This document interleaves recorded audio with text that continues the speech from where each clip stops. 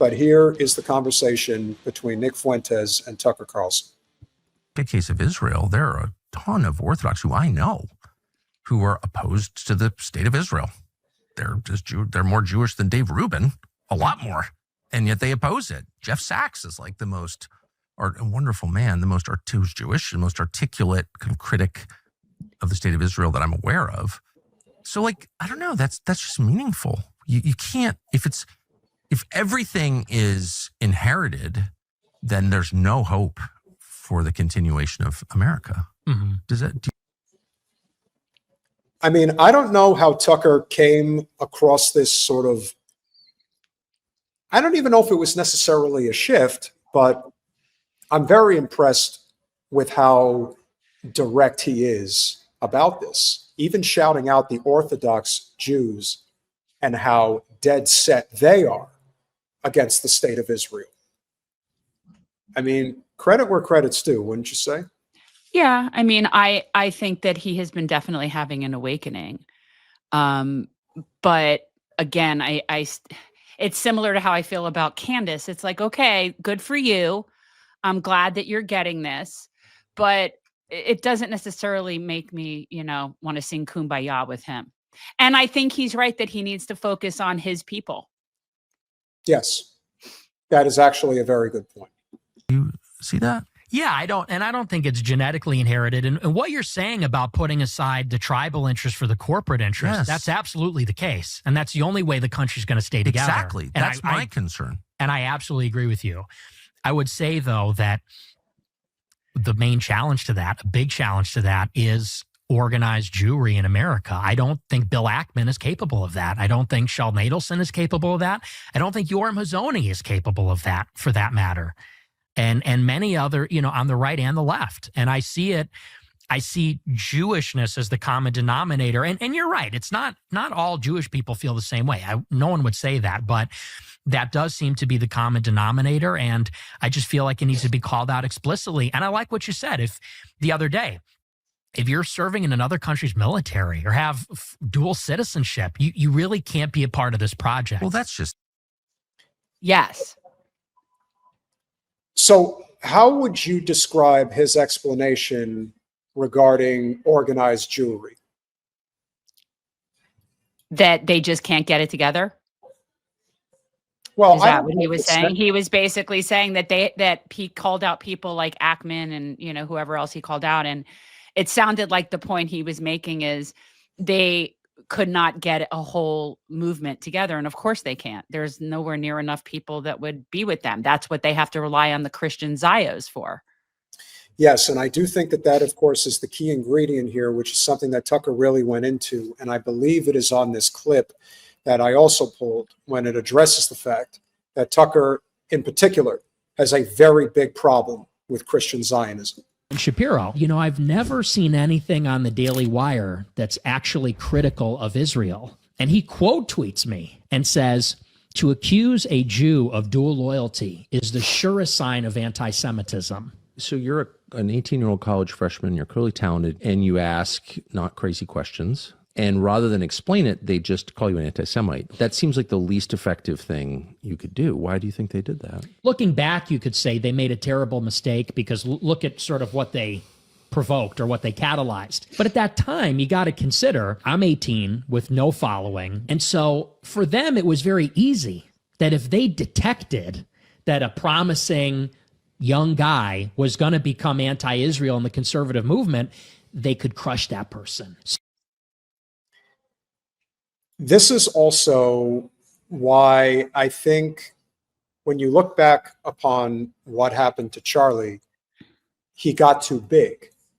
He became way too effective in his control over millions of people, that if he did step up within the Christian Zionist community and specifically said, we no longer will be party to the activities of the so-called state of Israel. And I do think that if you look at everything that transpired over the summer leading up to his assassination, it's a sign of, we cannot control this guy. What are we going to do about this? And in the end, history has shown that Israel will assassinate whoever they feel they have to in order to protect their genocidal state, even if it looks as obvious as it does.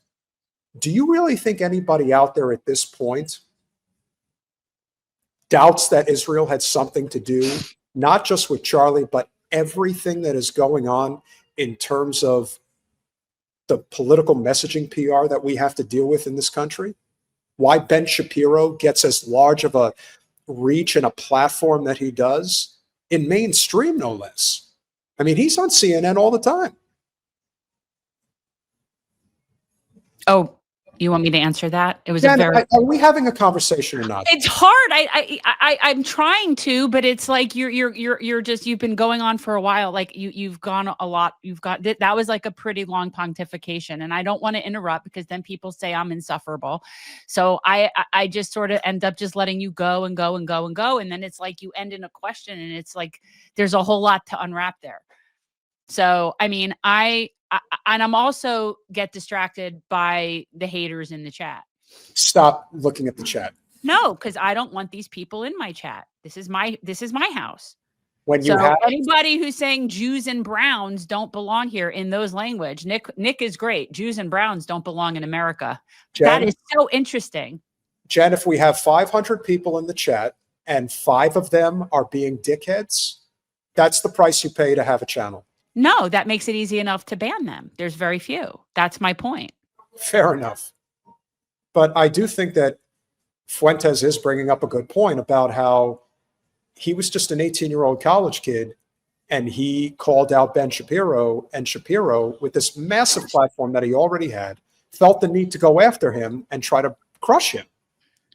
I mean, that really says, as we've been saying all along, just how precarious their ideology and their power structure really is.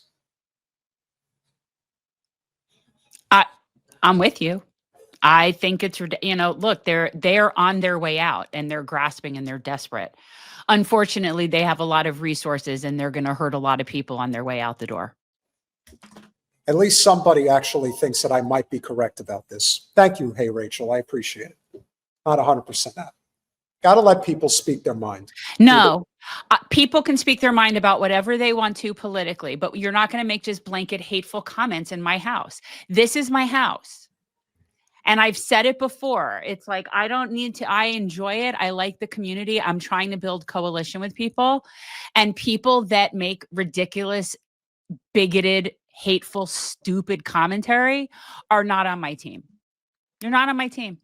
And just because you also don't like Israel for whatever your reasons are, that's great, but you're not on my team. Anyhow, continue. People need to see through the bullshit. And that's why I often say Fuentes is very gifted, but don't be fooled. You've often said that people need upper management. That's also a huge part of it. Well, people do like upper management. And I don't think, no, people can definitely joke about the Jews. By all means, you can joke about the Jews, but there's a difference. Have you heard about the tires Firestein? No, stop. Not but only did they stop on a I dime, will abide.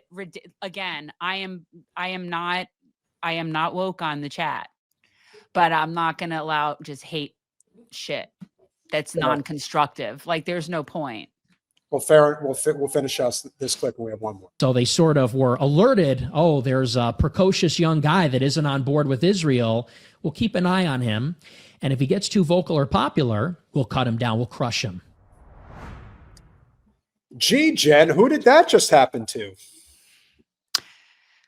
Again, and that's why Hawkins Razor? It seemed that right after, and I don't know when it was, that Nick got his talking to after Charlie Kirk was killed. Yes. That he sort of very quickly was told, don't you dare go Don't down. you even dare suggest that don't we go had down something. that rabbit hole. You know nothing. Mhm. And he apparently has been maintaining that line, which is interesting to watch him thread that needle, in that he sees it, but yet he doesn't see the connection to what happened to Charlie. Oh, he sees it. He just knows where to draw the line. He's got a big business to worry about. But if there is a point of fact about why this conversation between Fuentes and Carlson was so important. The statement that is made here is why I think this is a vital clip to make. Explain Mike Huckabee, Ted Cruz, and there are a lot like that. John Bolton. I mean, I've known them all. George W. Bush, like Karl Rove. I mean, all people I know personally who you probably don't have anything to do with anymore, but at one time. Sorry. Like, that was a list right there. I mean, woo! Hey, that Tucker, requires a lot of hits. I'm just saying. Tucker, don't stop. Just keep rounding them up. You were on fire. All of these guys that need to be banished to the Phantom Zone. Who else you got while you're at it? Oh my God, that whole list. Ew. You forgot Condoleezza Rice and Hillary Clinton, but if you want to include them, please, by all means. I've seen like be seized by this brain virus, and they're not Jewish. Most of them are self-described Christians, and then the Christian Zionists who are, well, Christian Zionists. Like, what is that? Right. And I could just say for myself, I dislike them more than anybody. Because like, what? Because it's Christian heresy, and I'm offended by that as a Christian. That's why. So I don't, like, why not? Like, I'm pissed at the neocons, very pissed. I've said that a million times. I've been mad since December of 2003 when I went to Iraq. And so, like, I went and asked straightforward questions to Ted Cruz, because that seemed like there's a sitting senator who's like serving for Israel by his own description. He seemed like a worthy target. I'm not going after MTG, who's like the most sincere like, why not go after Ted Cruz? I don't understand.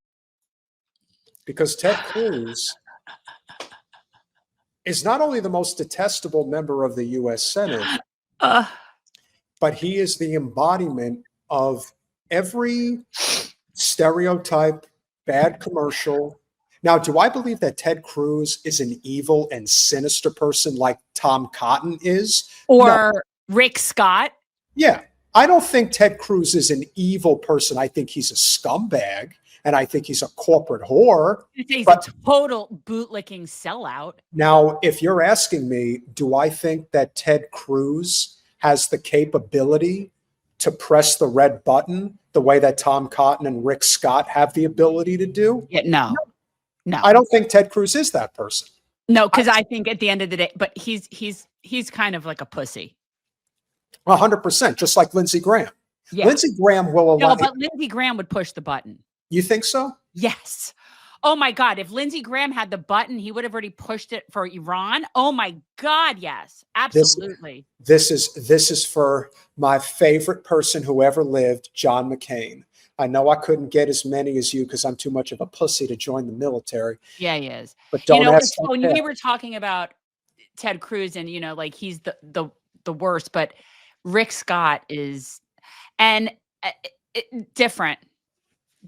Like Cruz is just smarmy, and they're all, you know what, honestly, it's really like how many angels can dance on the head of a pin, or arguing over, like when you say, which is your favorite president? And I'm like, it's arguing over which is your preferred venereal disease. They all suck.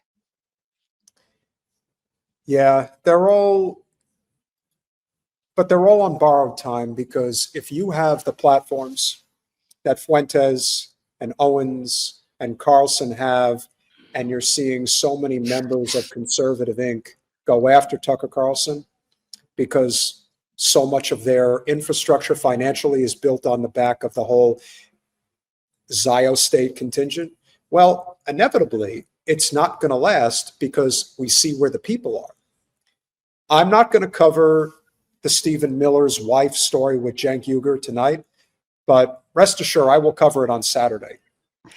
This woman suggests that Cenk Uygur needs to be deported. They have become so brazen in their language and what they think. But did you watch how that got taken down by, she got taken down by Cenk and the other guy. But when she said, Jen, it was Omar Badar. Oh my God, I knew he was familiar. Yeah. I knew he was familiar. Okay. So when she was basically saying that him calling her a liar was anti-Semitic, and calling out her husband was anti-Semitic, and she went off and they tore into her, she was like ridiculous. She is ridiculous. That is a ridiculous human being. No, we think you're a liar because you're a liar. We think your husband's a piece of shit because he's a piece of shit. Actually, the fact that he's Jewish is kind of, it's embarrassing to me as somebody who identifies as being raised Jewish. He's a little man. Jewish people. He's a little man. He's a very little man. He is grotesque.